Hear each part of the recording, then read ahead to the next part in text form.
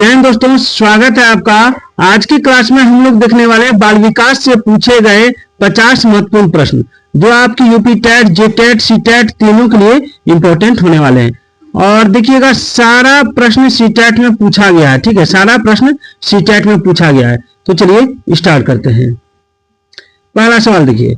पहला सवाल है कि मानव विकास कुछ विशेष सिद्धांतों पर आधारित है, तो निम्नलिखित में से कौन सा मानव विकास का सिद्धांत नहीं है? मानव विकास कुछ विशेष सिद्धांतों पर आधारित है, कौन सा है ऐसा जो मानव विकास का सिद्धांत नहीं है? देख सकते हैं, सीटेट 2011 में पूछा गया था। ऑप्शन है प्रतिवर्ती, निरंतरता, अनुक्रमिकता, सामान्य से विशिष्ट। तो देखिए, निरंतरता, सामान्य से विशिष्ट, अनुक्रमिकता, ठीक है, ये तीनों आपका विकास का सिद्धांत है, लेकिन प्रतिवर्ती विकास का सिद्धांत नहीं है। अगला, व्यक्तिगत शिक्षार्थी एक दूसरे से डैश में भिन्न होते हैं। ये भी देखिए सीटेट 2011 में पूछा गया था। तो देखिए, व्यक्तिगत शिक्षार्थी एक दूसरे से किसमें भिन्न होते हैं? ऑप्शन है विकास की सामान्य क्षमता, वृद्धि एवं विकास के सिद्धांतों में, विकास की दर में, या विकास क्रम में। तो देखिए, व्यक्तिगत शिक्षार्थी एक दूसरे से विकास की दर में भिन्न होते हैं। ठीक। तीसरा नंबर सवाल है कि बच्चे के उचित विकास को सुनिश्चित करने के लिए उसका स्वस्थ शारीरिक विकास एक महत्वपूर्ण पूर्व आवश्यकता है। तो यह कथन क्या है, गलत है या सही है? तो देखिए, मैं डायरेक्ट आंसर बता देता हूं, यह सही है, क्योंकि शारीरिक विकास विकास के अन्य पक्षों के साथ अंतर संबंधित है। ठीक है। चौथा नंबर सवाल देखिए कि बच्चे के विकास के सिद्धांतों को समझना शिक्षक की सहायता करता है। देख सकते हैं, सारे प्रश्न सीटेट में पूछे गए हैं। तो देखिए, शिक्षक की सहायता करता है आपका ऑप्शन ए, शिक्षार्थियों की भिन्न भिन्न अधिगम शैलियों को प्रभावी रूप में संबोधित करने में। ठीक है। चलिए 5 नंबर सवाल देखिए, विकास शुरू होता है। देखिए, सीटेट जनवरी 2012 में पूछा गया था। विकास शुरू होता है आपका प्रसव पूर्व अवस्था से। ठीक है, कब से शुरू होता है? प्रसव पूर्व अवस्था से, याद रखिएगा। चलिए अगला है कि निम्नलिखित में से कौन सा मुख्य रूप से आनुवंशिकता संबंधी कारक है? आनुवंशिकता संबंधी कारक। तो देखिए, इसका आंसर होगा आंखों का रंग। आंखों का रंग मां बाप से हमारे आनुवंशिकी से मिलता है। ठीक है।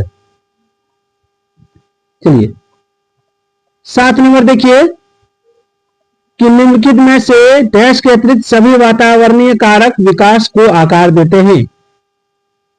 तो देखिए, इसका राइट आंसर क्या होगा? शारीरिक गठन के अतिरिक्त, ठीक है, सभी वातावरणीय कारक विकास को आकार देते हैं। अब सभी वातावरणीय कारक कौन कौन है इसमें? पौष्टिकता की गुणवत्ता, संस्कृति, शिक्षा की गुणवत्ता, गुणात्मकता, लेकिन शारीरिक गठन के अतिरिक्त। ठीक है ना। देख सकते हैं, सीटेट जनवरी 2012 में पूछा गया था। 8 नंबर सवाल है, सीटेट जुलाई 2013 में पूछा गया है कि निम्न में से किसका मिलान उचित है? तो देखिए, सामाजिक विकास वातावरण से संबंधित है, यह मिलान उचित है। ठीक है। 9 नंबर सवाल देखिए, एकदम आपकी परीक्षा के अनुसार है, इसको नहीं छोड़िएगा, इसको देख लीजिए, स्क्रीनशॉट ले लीजिए। एक अध्यापक या अध्यापिका ने पाया कि शिक्षार्थी वर्ग बनाने में कठिनाई अनुभव कर रहा है। ठीक है, किसमें क्या बनाने में? तो वर्ग बनाने में कठिनाई अनुभव कर रहा है। तो उसने अनुमान लगाया कि वह हीरे का चित्र बनाने में भी कठिनाई अनुभव करेगा। तो उसने निम्नलिखित में से किस सिद्धांत पर आधारित होकर यह अनुमान लगाया?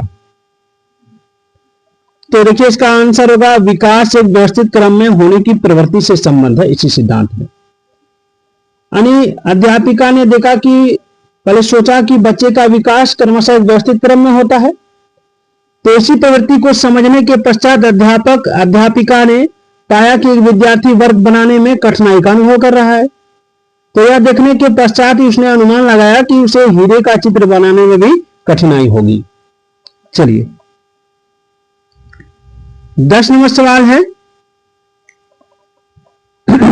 चलिए तो इसको छोटा कर दूंगा, ज्यादा छोटा नहीं करूंगा। आवाज कैसे जा रही है जरूर बताइएगा कमेंट करके। तो देखिए सवाल है कि मानवीय विकास में आनुवंशिकता एवं परिवेश की भूमिका के संदर्भ में निम्न में से कौन सा कथन समुचित है, यानी कौन सा कथन उचित है। तो मैं डायरेक्ट आंसर बता देता हूं, उसका आंसर होगा विकास के विभिन्न क्षेत्रों में आनुवंशिकता एवं परिवेश का सापेक्षिक प्रभाव परिवर्तनशील है। ठीक है, यह इसका आंसर होगा। चलिए अगला सवाल देखिए, 11 नंबर सवाल है, इसी टाइप फरवरी 2014 में पूछा गया था ये सवाल कि संज्ञानात्मक प्रशिक्षुता तथा शैक्षिक संवाद, ठीक है, अधिगम को एक सामाजिक गतिविधि के रूप में ग्रहण करते हैं। इसका आंसर होगा। चलिए आगे देखते हैं क्या है। आज का वीडियो जेटेट, सीटेट, यूपीटेट सभी के लिए इंपॉर्टेंट है। देखिए बच्चों के व्यवहार को समझने के लिए विद्यार्थियों के घर के वातावरण का महत्वपूर्ण स्थान। एक मिनट, सवाल में थोड़ा सा कुछ गड़बड़ी है, सवाल फिर से बार बोल देता हूं कि बच्चों के व्यवहार को समझने के लिए विद्यार्थियों के घर के वातावरण का महत्वपूर्ण स्थान है तथा इससे प्राप्त सूचना को प्रभावशाली शिक्षा शास्त्र के निर्माण से जोड़ा जा सकता है और यह तथ्य अधिगम के किस सिद्धांत से संबद्ध है। तो देखिए ये हो जाएगा आपका पारिस्थितिक, इकोलॉजिकल से। ठीक है, चलिए 13 नंबर सवाल देखिए कि इनमें से कौन सा बाल विकास का एक सिद्धांत है। सीटेट फरवरी 2015 में पूछा गया था। इनमें से कौन सा बाल विकास का एक सिद्धांत है। तो देखिए बाल विकास का जो सिद्धांत है, ठीक है, वो है आपका ऑप्शन बी, विकास परिपक्वन तथा अनुभव के बीच अनन्य क्रिया की वजह से घटित होता है। 14 नंबर सवाल है कि अमूर्त वैज्ञानिक चिंतन के लिए क्षमता का विकास निम्नलिखित अवस्था में किसकी एक विशेषता है। बड़ा इंपॉर्टेंट सवाल है। तो देखिए इसका राइट आंसर होगा ऑप्शन सी, औपचारिक संक्रियात्मक अवस्था। याद रखिए कि संज्ञानात्मक विकास की 4 अवस्थाएं होती है और इसकी अंतिम अवस्था औपचारिक संक्रियात्मक अवस्था कहलाती है और यह अवस्था 12 वर्ष की आयु के होने पर उपस्थित रहती है तथा प्रौढ़ावस्था प्राप्त करने तक जारी रहती है। इस अवस्था में कोई व्यक्ति किसी स्थिति का आलोचनात्मक विश्लेषण करना सीखता है और इस अवस्था में विचारों को एक अमूर्त रूप में व्यक्त करने की क्षमता का विकास होता है। ठीक है ना, देख सकते हैं सीटेट सितंबर 2015 में पूछा गया था। चलिए 15 नंबर सवाल देखिए कि मुमकिन में से कौन सा कथन विकास और अधिगम के बीच संबंध को सर्वश्रेष्ठ रूप में जोड़ता है। तो देखिए इसका राइट आंसर क्या होगा। इसका राइट आंसर हो जाएगा अधिगम और विकास एक जटिल तरीके से अंतर संबंधित है। ठीक है, 16 नंबर सवाल है कि इनमें से कौन सा विकास का एक सिद्धांत नहीं है। मैं डायरेक्ट आंसर बता रहा हूं ताकि समय कम लगे। तो इनमें से कौन सा विकास का एक सिद्धांत नहीं है। तो ऑप्शन सी, विकास केवल संस्कृति से शासित और निर्धारित होता है। 17 नंबर है कि विकास के बारे में निम्नलिखित में से कौन सा एक कथन सही है। विकास के बारे में निम्नलिखित में से कौन सा एक कथन सही है। तो देखिए इसका आंसर होगा ऑप्शन डी, विकास भिन्न व्यक्तियों में भिन्न गति से होता है। ठीक है, 18 नंबर है कि मध्य बचपन अवधि कौन सा है। मध्य बचपन अवधि कौन सा है। तो देखिए मध्य बचपन अवधि आपका 6 से 8 वर्ष तक होती है। तो इसमें ऑप्शन में नहीं दिया हुआ है। ठीक है ना, 6 से 11 वर्ष ये भी ऑप्शन में दिया रह सकता है, 6 से 11 वर्ष। ठीक है, ये भी आपका सही हो जाएगा। चलिए आगे बढ़ते हैं।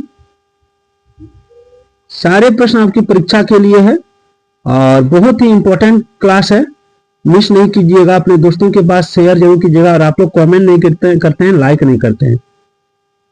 चलिए, पूर्व संक्रियात्मक काल में आने वाली संज्ञात्मक योग्यता क्या है। देखिए सीटेट फरवरी 2016 में पूछा गया था। तो देखिए इसका आंसर होगा ऑप्शन बी, अभिकल्पनात्मक निष्कर्ष चिंतन। पियाजे के अनुसार बच्चे के खोजपूर्ण व्यवहार से लेकर अमूर्त तर्कसंगत विचार निर्माण तक की यात्रा में सभी बच्चे 4 अवस्थाओं से गुजरते हैं। कौन कौन सी अवस्था। तो संवेदी पेशी अवस्था, पूर्व संक्रियात्मक अवस्था, मूर्त संक्रियात्मक अवस्था और अमूर्त संक्रियात्मक अवस्था। अब है पूर्व संक्रियात्मक अवस्था अवधि के अंत तक बच्चे मानसिक संक्रियाएं करना प्रारंभ करते हैं। मानसिक से संक्रिया से अभिप्राय है कि सोच के साथ क्रियाएं करना एवं मन मस्तिष्क में समस्याओं को हल करने का प्रयास करना। ठीक है, चलिए अगला सवाल देखिए। विकास के सिद्धांतों के बारे में निम्नलिखित में से कौन सा कथन गलत है? तो देखिए इसका ऑप्शन है विकास एक परिमाणात्मक प्रक्रिया है जिसका ठीक ठाक मापन हो सकता है, इसका आंसर होगा। ठीक है, विकास केवल परिमाण, कौन सा कथन गलत है? यही जो कथन है, यही कथन गलत है। ठीक है, कि विकास एक परिमाणात्मक प्रक्रिया है। विकास केवल परिमाणात्मक प्रक्रिया नहीं है, अपितु यह एक गुणात्मक प्रक्रिया है जिसका ठीक ठाक मापन नहीं किया जा सकता है और व्यक्तिगत भिन्नता इसका मुख्य कारण है, याद रखिएगा। ठीक है, 21 नंबर है, छोटा कर देता हूं, कि निम्नलिखित विकास के सिद्धांतों का मिलान कीजिए। सितंबर 2016 में पूछा गया था। इधर सिद्धांत है और इधर वर्णन है, तो मिलान करना है। तो देखिए समीप, इसमें और कुछ दिया है क्या? हाँ, इसमें कूट दिया हुआ है। क्या दिया हुआ है? कूट। ठीक है, तो इसका मैं मिलान करके दिखा देता हूं। समीप दूराभिमुख दिशा हो जाएगा आपका ऑप्शन 4, शरीर के केंद्र से बाहर की ओर। ठीक है, और ये हो जाएगा आपका सिर पदाभिमुख दिशा जो हो जाएगा। ठीक है, इसके अनुसार विकास जो होता है सिर से पैर के क्रम में होता है, सिर से पैर के क्रम में होता है। और अंतर व्यक्तिक भिन्नता जो होता है, ठीक है, वो हो जाएगा आपका विभिन्न बच्चे भिन्न भिन्न दर से बढ़ते हैं। और अंतरा व्यक्तिक विभिन्नता जो हो जाएगा, ठीक है, तो अंतरा व्यक्तिक विभिन्नता के अनुसार प्रत्येक बालक में विकास की दर विकास के क्षेत्र की अपेक्षा दूसरे में भिन्न हो सकती है। ठीक है ना, तो इसका हो जाएगा ऑप्शन 3, किसी अकेले बच्चे में विकास की दर विकास के क्षेत्र की अपेक्षा दूसरे से भिन्न हो सकती है। चलिए, शरीर के केंद्रीय भाग से परिधियों या अग्रांगों की ओर का विकास क्या दर्शाता है? तो देखिए इसका राइट आंसर होगा मध्य बाह्य विकास के सिद्धांतों को। मध्य बाह्य विकास का सिद्धांत कहता है कि जैसे वृद्धि और विकास सिर की ओर से पैरों की ओर होता है, उसी प्रकार वृद्धि एवं विकास मध्य भाग से प्रारंभ होकर अन्य बाह्य भागों की ओर बढ़ता है। अर्थात पहले शरीर के मध्य भाग विकसित होते हैं, उसके बाद घुटने, हाथ, पैर तथा उंगलियां विकसित होती है। ठीक है,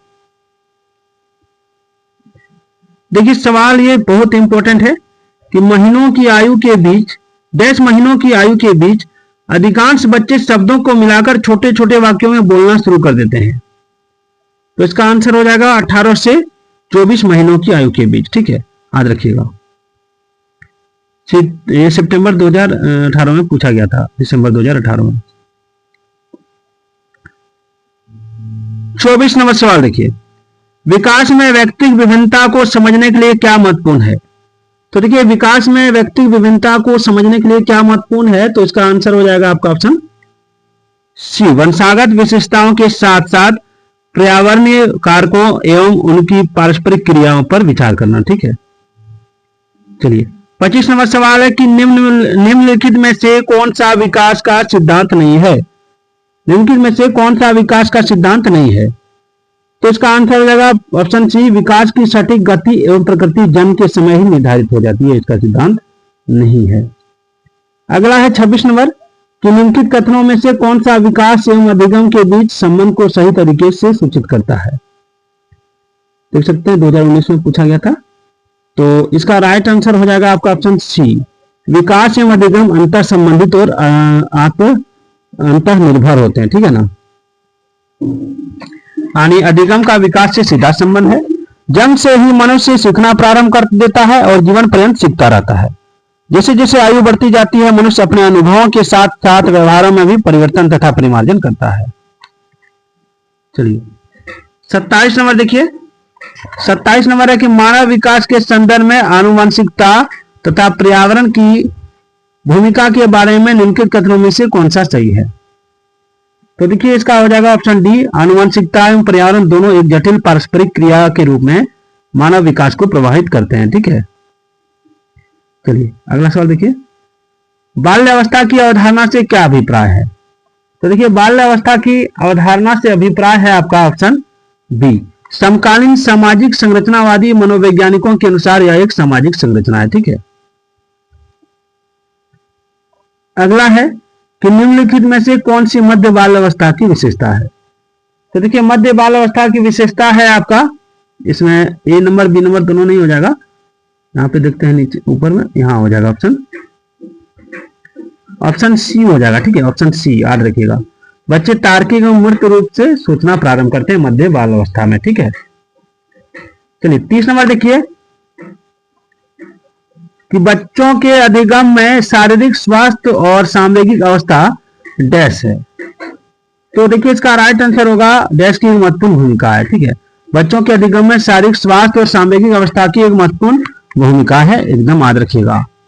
अगर जो बच्चे हैं, ठीक है, उसकी शारीरिक और मानसिक स्थिति अच्छी होती है तो सीखने में रुचि रखते हैं तथा अधिगम में उपस्थित कठिनाइयों का मुकाबला आसानी से कर लेते हैं। ठीक है ना, चलिए 31 नंबर देखिए कि विकास के विषय में निम्नलिखित में से कौन सा कथन सही है? तो देखिए विकास के विषय में कथन सही है कि बच्चों के विकास में बहुत सी सांस्कृतिक विविधताएं होती हैं। ठीक है, चलिए आगे बढ़ते हैं। निम्नलिखित में से मध्य बाल्यावस्था की अवधि का मुख्य प्रमाण चिन्ह कौन सा है? सीटेट 2020 में पूछा गया था।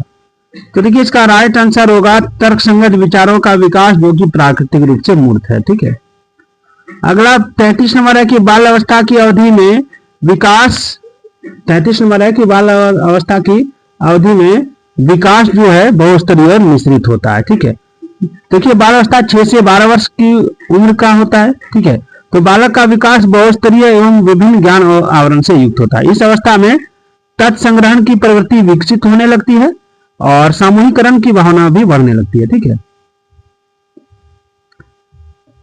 अगला कि निकटस्थ विकास का क्षेत्र क्या है? निकटस्थ विकास का क्षेत्र क्या है?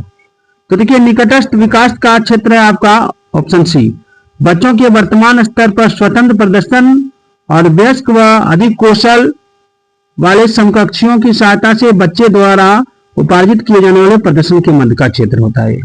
ठीक है, वाइगोत्स्की का निकृष्ट विकास का क्षेत्र सिद्धांत है ये। इसके अनुसार बालक अधिगम में अनुकरण तथा कौशलयुक्त व्यक्ति की सहायता से ज्ञान अर्जित करता है और इस सिद्धांत में बालक दो तरीके से सीखता है, स्वयं अर्थ करके और किसी की सहायता से। ठीक है, चलिए आगे बढ़ते हैं।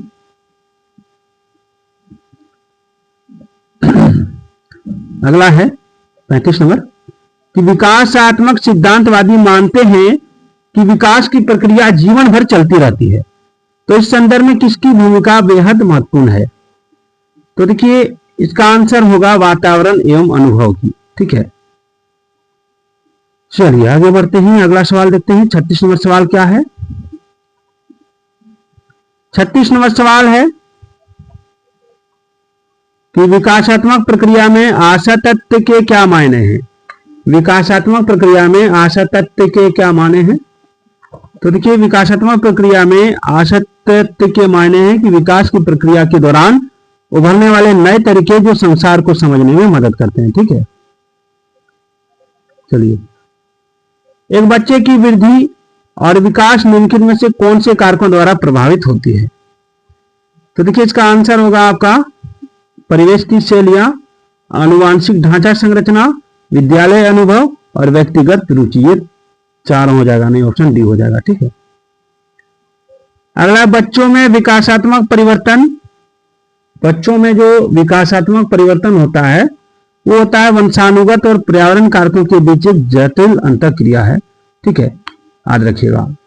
विकासात्मक परिवर्तन आनुवांशिक और पर्यावरणीय परिस्थितियों के अनूठे संयोजन का परिणाम है, क्योंकि बच्चों का विकास आनुवांशिकता और पर्यावरण के बीच अंतःक्रिया का परिणाम है। 39 नंबर सवाल है, अभिकथन ए है कि सभी संस्कृतियों में बच्चे एक ही उम्र में एक ही तरीके से विकास के चरण से गुजरते हैं। देख सकते हैं सीटेट फरवरी 2022 में पूछा गया था। और अभिकथन यानी रीजन दिया है कि बचपन सार्वभौमिक और एक आयामी होता है। तो देखिए इसका आंसर क्या होगा। इसका आंसर होगा कि सभी संस्कृतियों में बच्चे एक ही उम्र में एक ही तरीके से विकास के चरण से गुजरते हैं, ये भी गलत है। और बचपन सार्वभौमिक और एक आयामी होता है, ये भी गलत है। यानी ए और आर दोनों गलत है। ठीक है, चलिए तो छोटा कर देता हूं। निम्नलिखित कथनों को पढ़िए तथा सही विकल्प का चयन कीजिए। अब कथन क्या है कि बच्चों के बीच विकासात्मक दरों में काफी भिन्नताएं मौजूद होती है। ठीक है, उसके बाद है कि विकासात्मक अंतर आनुवांशिक और अनुभवात्मक विविधताओं की जटिल अंतःक्रिया का एक अनिवार्य परिणाम है। तो इसका आंसर होगा आपका ये दोनों कथन सही है। ठीक है ना, मेरे हिसाब से दोनों कथन सही है, इसलिए इसका आंसर दोनों हो जाएगा। 41 नंबर है कि निम्नलिखित कथन में विकास के किस सिद्धांत को दर्शाया गया है। ऑप्शन देखिए, पूरा सवाल एक बार पढ़ लेते हैं कि निम्नलिखित कथन में विकास के किस सिद्धांत को दर्शाया गया है। जो बच्चे अपने शुरुआती वर्षों में भाषा सीखने के लिए अनुकूल वातावरण से वंचित रहते हैं, उनके बाद के जीवन में भाषा चुनने में थोड़ी कठिनाई होती है। तो देखिए इसका आंसर क्या होगा। इसका आंसर हो जाएगा आपका ऑप्शन डी, भाषा के विकास का एक संवेदनशील काल है ये। ठीक है, जो बच्चे अपने शुरुआती वर्षों में भाषा सीखने के लिए अनुकूल वातावरण से वंचित रहते हैं, उन्हें बाद के जीवन में भाषा चुनने में थोड़ी कठिनाई होती है। ठीक है, तो इसे भाषा के विकास का संवेदनशील काल कहा जाता है। और भाषा के लिए संवेदनशील अवधि जन्म से लेकर लगभग 3 वर्ष की आयु तक मानी जाती है, याद रखिएगा। ठीक है, चलिए 42 नंबर सवाल देखिए। 42 नंबर सवाल है, अभिकथन दिया है, कारण दिया है। वास्तविक जीवन की समस्याओं और मूर्त अनुभवों से सीखने से बच्चों को अधिगम और जानकारी प्राप्त करने के लिए कई रास्ते मिलते हैं। कारण है कि विकास अपेक्षाकृत व्यवस्थित और अनुक्रमिक है, सही विकल्प चुने। तो देखिए इसका राइट आंसर क्या होगा। इसमें देखिए वास्तविक जीवन की समस्याओं और मूर्त अनुभवों से सीखने से बच्चों को अधिगम और जानकारी प्राप्त करने के लिए कई रास्ते मिलते हैं। तो ये आपका सही है। दूसरा, विकास अपेक्षाकृत व्यवस्थित और अनुक्रमिक होता है, ये भी सही है। यानी ए और आर दोनों सही है, लेकिन ए की आर सही व्याख्या नहीं करता है। ठीक है, ये हो जाएगा। निम्नलिखित में से कौन प्रगतिशील शिक्षा में शिक्षक की भूमिका का सबसे अच्छा वर्णन करता है। तो ये हो जाएगा, शिक्षक बच्चों को प्रयोग करने के लिए विविध सामग्री प्रदान करता है और आवश्यकता पड़ने पर आलम्बन प्रदान करता है। ठीक है, 44 नंबर देखिए, अभिकथन दिया हुआ है और वह कोई उद्देश्यात्मक निश्चित क्षण नहीं होता जब कोई बच्चा मध्य बाल अवस्था या किशोर अवस्था में प्रवेश करता है। कारण है विकास प्रकृति में निरंतर होता रहता है, सही विकल्प चुनिए। तो देखिए इसका राइट आंसर क्या होगा। इसका हो जाएगा आपका ऑप्शन डी, ए और आर दोनों सही है और ए की आर सही व्याख्या करता है। ठीक है, चलिए अगला, किशोर अवस्था के बारे में निम्नलिखित में से कौन सा कथन सही नहीं है। तो देखिए इसका, किशोर अवस्था को आमतौर पर यौवन को शुरू करने के लिए माना जाता है। एक ऐसी प्रक्रिया है जो यौवन परिपक्वता और पुनरुत्पादन की क्षमता की ओर ले जाती है, कथन सही है। दूसरा, किशोर अवस्था बचपन और वयस्कता के बीच विकासात्मक संक्रमण है जिसमें शारीरिक, संज्ञानात्मक और मनोसामाजिक परिवर्तन होते हैं, यह भी कथन सही है। तीसरा, कि विभिन्न संस्कृतियों के बच्चे एक समान तरीके से किशोर अवस्था में प्रवेश करते हैं और इसे अनुभव करते हैं, ये गलत है। ठीक है, ये गलत है, याद रखिएगा। अंतिम सवाल है कि आलोक निम्नलिखित व्यवहार दिखाता है। पढ़ते समय सिर को अजीब स्थिति में पकड़ना और आंख को बार बार मूंदना और आंख रगड़ना, आंखों की लाली सूजन, अक्षर पहचान में भ्रमित होना, और यह किसके संभावित लक्षण हो सकते हैं। तो देखिए यह जो लक्षण हो सकते हैं, ठीक है, ये लक्षण हो सकते हैं आपका ऑप्शन डी, दृष्टि संबंधी समस्या। ठीक है, आंख सिकोड़ना, बार बार अपनी आंखें रगड़ना, अक्षरों को भ्रमित करना, ठीक है, अजीब तरीके से पकड़ना संभावित दृष्टि समस्या के संकेत हो सकते हैं। तो वीडियो कैसी लगी कमेंट जरूर कीजिएगा।